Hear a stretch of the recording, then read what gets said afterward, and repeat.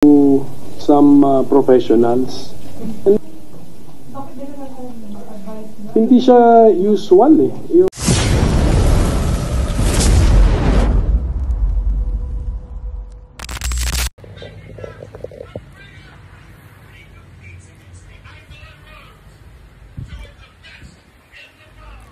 So, ito na nga mga Kaps, ha? Si Senator Pimentel na mismo nagsabi, ha? Kailangan na magpa-check up ng ating BP Sara. At ito rin ang kanyang opinion patungkol sa Senate hearing, ha? Yung kay Bato at kay Bongo na hindi dapat sila. Kaya baka nga si Pimentel nga po maging chairman sa investigasyon ng EJK. Tingnan natin. Ito ang video. Pakinggan nyo mabuti ang senador na ito para masigurado natin na nasa tama tayong landas. Sige mga Kaps, huwag kalimutan mag-like, share, and subscribe. Push yung notification bell para laging updated. Maraming salamat. Tara, panoorin natin ang video.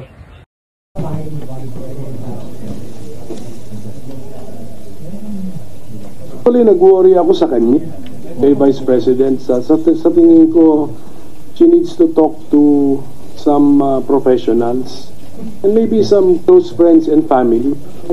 Yung nasa damdamin at nasa isip niya. Mahirap ano yun eh. Mahirap anong tawag mo dun? O hindi mo i-share. Yun lang po ang masasabi ko. Sana may mga close friends siya and family na nakikinig and ma-advisean siya na meron siya mga session na ilalabas niya yung mga damdamin na gano'n.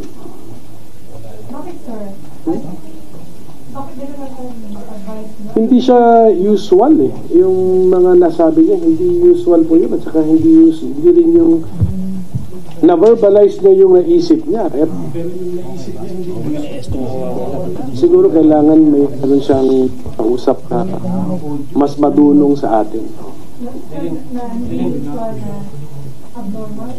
Hindi sa usual eh. Sabihin ko na lang strange. Hindi ko nga alam, kaya kailangan niya may kausap siya na mas madunong pa sa akin. Kado naman baka ibang field ang kailangan. But of course, family can also help. So, dapat may close family, friends, relatives.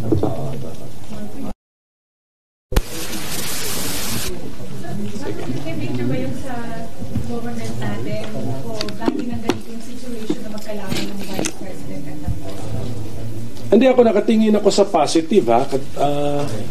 Mabuti nga itong ganito ka attentive to detail ang ating Vice President and willing to criticize the administration kasi nagkakaroon tayo ngayon ng check and balance. At least may check.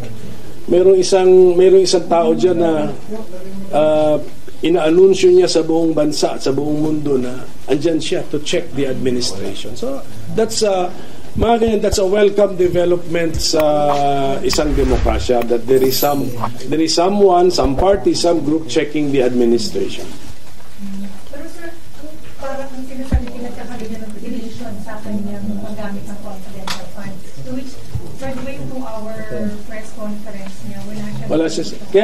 Kaya hindi mo nga malink eh. Hindi mo nga malink yung dalawa. So, sana tinanong ninyo siya. If you were there sa press con, ano naman masasabi niya doon sa House hearings about the expenditures of the Department of Education while she was the secretary.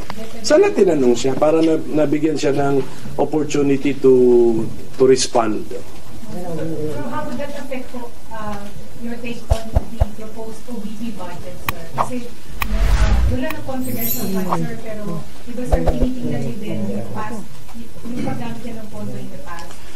Sa Senate, although nag-hearing kami using NEP figures, yun eh. Ang formal na iti-take up namin sa floor would be the committee report ng aming Committee on Finance na ang kanya namang ipaprocess ay yung General Appropriations Bill na galing naman sa House. So, that means mag-uumpisa kami most likely sa mas maliit na halaga. Hindi doon sa presented ng NEP na 2 something billion. Ito yata less than a billion na. So yun po pag-uusapan namin. Ako naman, at least hindi na pinag-uusapan ang 1 peso budget o 0 budget. Na tama naman, hindi mo naman sinizero ang Office of the Vice President. Dapat bigyan mo ng sapat na budget yan to operate as the Office of the Vice President. Ano man ulitin ko, ano ang mandato ng Office of the Vice President? To prepare the Vice President to be President at any time. That is the means. Ano ka nga spare tire ka nga sa ating governmental setup. Spare tire ka Vice President. Pero mabigat ang responsibility mo. Pag ma-flat, ready ka maging presidente. So yan ang paghandaan. Any other questions? Ito na lang po sa draft war ko. Paano po ba magiging structure? It will be the Blue Ribbon at go a subcommittee, and then when do you plan to start? Ano po yung magiging focus? Ito po yung nalaman kong plano, no? Kasi naka-break ang Senado ngayon. Ang rules namin, only the Senate Blue Ribbon can hold hearings even if walang referral from the plenary. So yun ang ina-apply yata ni SP Cheese na rule. Kung gusto ng ibang senador na magka-hearing kami during the break, only the Senate Blue Ribbon Committee can do it.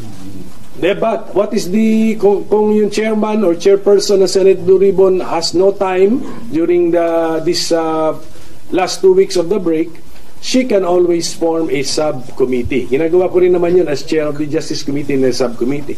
And I think she will be forming a subcommittee. Yun ang usapan nila ni SP Cheese, and she will be naming me as the chairman of the subcommittee. And kung gagawin po ni Chairperson Senator Pia Cayetano yun, tatanggapin ko po yung designation ko.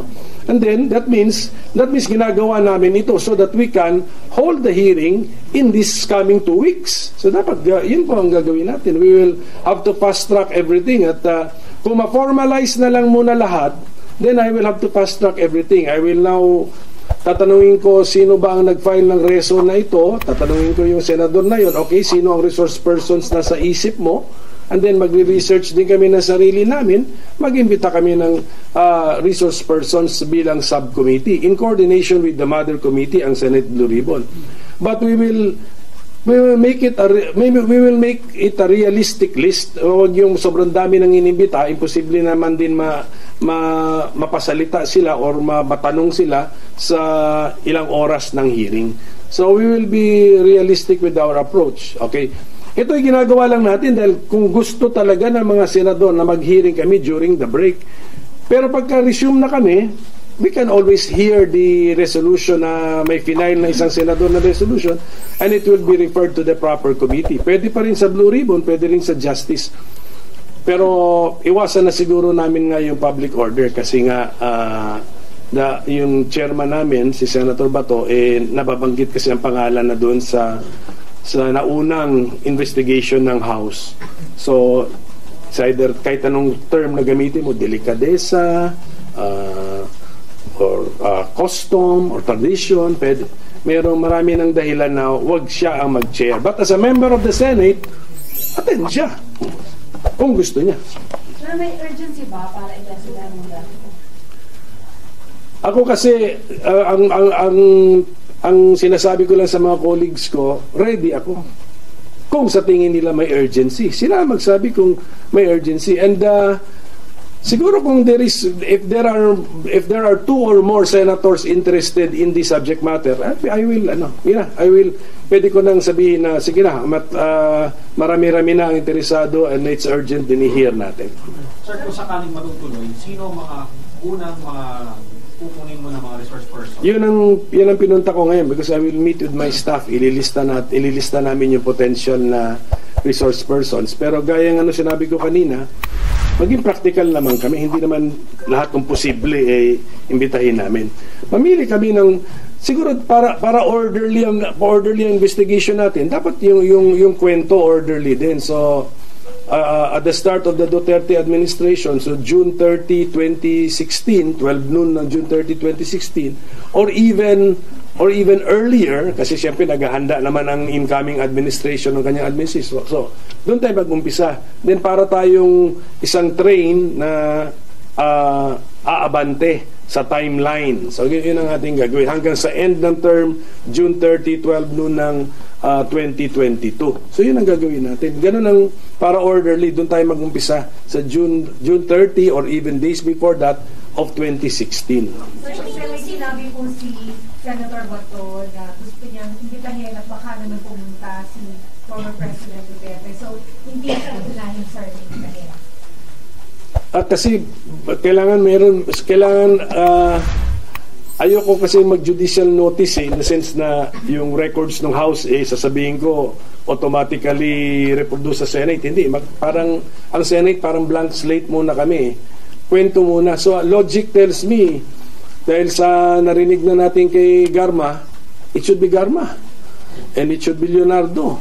And even yung kung konektado, kung yung tatlong Chinese na pinatay sa Davao Penal Colony ay admitted lead drug lords, therefore posibleng related ito sa war on drugs. Then even yung jail warden ng Davao Penal Colony as well as sino yung involved doon, yun muna, doon tayo mag-start kasi I think that was either before June 30, 2016 or thereabouts.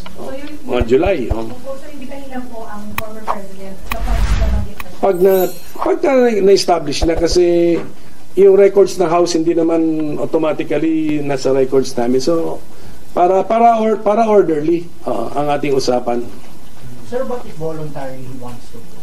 Yes, at the proper time. Siyempre, hindi naman pwede sa umpisa pa lang ang gulo na ng kwento, yung mga nagsusubaybay sa amin, kami maintindihan namin. Siyempre, may mga staff kami, nagre-research, gano'n. Pero meron din kasing nakasubaybay sa hearing ng Senado. Hindi tayo pwede mag-umpisa na bigla na lang sinasagot na yung paratang na hindi pa nasasabi. So ganun po, medyo lagyan natin ng konting order yung ating sistema, ang ating hearings. But of course, kung willing siyang pumunta, then maybe we can set it sa second hearing.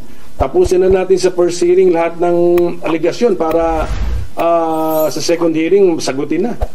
Kasi we do not, ang sinabi sa akin ni Senate President Cheese, budget time na kasi magugulo ang aming schedule actually. So we do not really have all the time in the world para dito. So I understand it na parang ayaw niyo masyadong mahabang investigation. Yes, focus lang kami. So kunyari hindi drug-related naman, hindi naman drug war yung killing ng PCSO executive. Kasi let us say, connected yun sa ibang issue sa PCSO, hands off na po kami ron. Dahil sa war on drugs po tayo mag-focus. Sir, yung committee of the whole is out of the question? Wala na, out of the question. Actually, baka mas unwieldy yun. Tapos expected pa si Senate President na mag-preside doon. Baka ipati yung schedule niya. Tsaka naghahanda nga sa budget ang Senado. Actually, ako naghahanda sa budget. Sino bang expected na magtanong sa budget time? Hindi ba ang minority?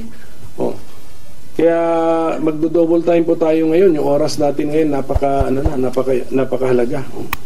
Sir, uulitin ko lang yung tanong kanina kasi parang hindi ata nakuha sa kanila.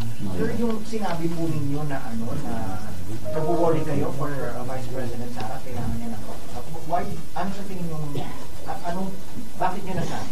Nasabi ko na capture sa camera kanina. Hindi, yung narinig ko kasi nagulat ako. Akala ko, sabi ko, AI ba ito? Hindi naman, totoo pala. So it's really unusual yung mga sinabi po ni Vice President Sara Duterte. And to me, it's strange na in the first place na naisip niya yun, tapos verbalize lang niya. So ako, bilang hindi naman isang dalubhasa sa medical science, ang una ko masasabi kung may mga naririnig akong mga strange is baka kailangan ng mas madunong na tao na kausap or pamilya or close friends para mailabas yung mga damdamin. Hindi mo ilalabas yun sa formal press conference. Sir, Ano nire-refer niyo dun sa really unusual? Ano yung mga, sa dami po nung sinabi niya, ano po dun in particular yung talagang tumatak sa inyo na unusual? Well, part lang naman, di ko naman pinanood yung 2 hours kasi part lang yung nakita ko yung, ano yun, yung ulo, something to do with the ulo, and then something to do sa paghuhukay at itatapon sa West Philippine Sea, mga ganun. These are unusual, actually up to being strange. Sir, anong reaction niyo doon nung narinig niyo na may banta siya ipahukay yung Akala ko AI eh. Akala ko AI, pero double check ko muna. Siyempre, sa panahon ngayon, dino-double check mo lahat eh. Sabi ko, tika muna, ano ba ito? Totoong nangyari or ginamitan na ng mga artificial intelligence technology? So yun ang una ko reaction, just to be bago ka talaga tunay na mag-react sa something na nakikita mo online, ipapa-double check mo na kung totoo nangyari o hindi. Do you think, sir, may chance pa na magkasundo ang magkabilang panig? Sana meron mag-attempt, pero hindi ko na i-blame yung mediator kung hindi siya mag-succeed. Medyo, sa akin palagay, medyo masyado nang malayo, masyado nang nagkahiwalay. Pero sana meron pa rin mag-attempt. Pero best effort na lang, at saka wag natin i-blame ang mga mediator. Palakpakan natin sila, appreciate natin yung effort nila, but kung hindi magtagumpay, we should understand. Okay, thank you. Thank you.